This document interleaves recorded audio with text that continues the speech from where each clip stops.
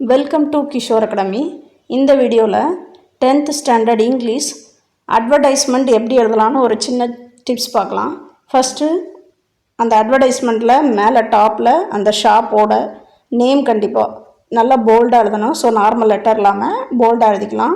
அப்புறம் left side offer இல்லை discount ஏதாவது கொடுக்குறாங்களா, ஸோ 1+1 கொடுக்கலாம், இல்லை 10%, 20%, இல்லை ஃப்ரீயாக ஒரு இப்போ மொபைல் ஷாப்பாக இருந்தால் சார்ஜர், ஹெட்ஃபோன் அந்த மாதிரி கொடுப்பாங்க. ஸோ எது ஃப்ரீயாக இல்லை ஆஃபர் கொடுக்குறாங்கன்னு மென்ஷன் பண்ணணும்.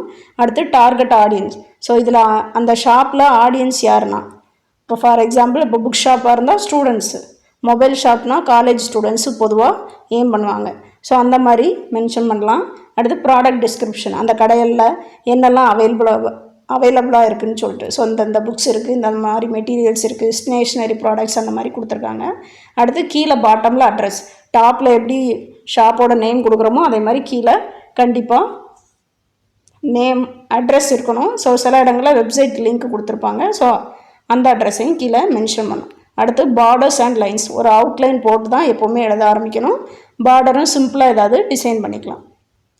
அடுத்து அப்பீலிங் விஷுவல்ஸ்னால் பார்க்குறதுக்கு கொஞ்சம் அட்ராக்டிவாக ஏதாவது விஷுவல்ஸ். ஸோ இது புக் ஷாப்புங்கிறதுனால புக்ஸு, ஸ்டேஷ்னரி ஐட்டமும் இருக்குதுன்னு கொடுத்துருக்காங்க. ஸோ அது போட்டிருக்காங்க.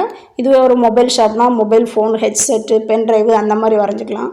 ஒரு ஹோட்டலாக இருந்தால் ஜூஸு, அப்புறம் என்னென்ன டிஷ்ஷுன்னு அந்த மாதிரி கொஞ்சம் அட்ராக்டிவ் பிக்சர்ஸ் வரையணும். ஸோ இதுக்கு நீங்கள் என்ன பண்ணணும்னா நிறைய கொஞ்சம் அட்வர்டைஸ்மெண்ட் பேப்பர்ஸ் பார்த்தீங்கன்னா உங்களுக்கு ஒரு ஐடியா கிடைக்கும் எந்த மாதிரி பிக்சர்ஸ் போட்டிருக்காங்க அப்படின்ட்டு. அடுத்து கீழே பார்த்தீங்கன்னா புக்ஸுக்கு கீழே there is no friend as a loyal as a book. So book மாதிரி நமக்கு ஒரு நம்பிக்கையான ஃப்ரெண்டு யாருமே கிடையாதுன்னு போட்டிருக்கான். ஸோ அந்த மாதிரி அது ரிலேட்டடாக ஒரு கோட்ஸ் எழுதலாம், இல்லை ஒரு ஸ்லோகன் மேலே எழுதியிருக்காங்க பார்த்தீங்களா, கடையை பற்றி, you name it we have it. So அந்த மாதிரி கேட்சியாக ஒரு ஸ்லோகன் எழுதலாம். ஸோ அந்த மாதிரி தான் அட்வர்டைஸ்மெண்ட்டை டிசைன் பண்ணணும்.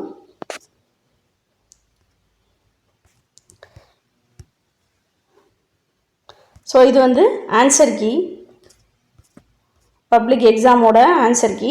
ஸோ அதுலேயும் மார்க் எப்படி டிவைட் பண்ணி போட்டிருக்காங்கன்னு பாருங்கள். அட்வர்டைஸ்மெண்ட்டுக்கு outline 1 mark, title, picture, caption, address. So இந்த மாதிரி நீங்களும் ப்ராக்டிஸ் பண்ணுங்கள், நீங்களும் ஃபுல் மார்க்ஸ் எடுக்கலாம். தேங்க்யூ.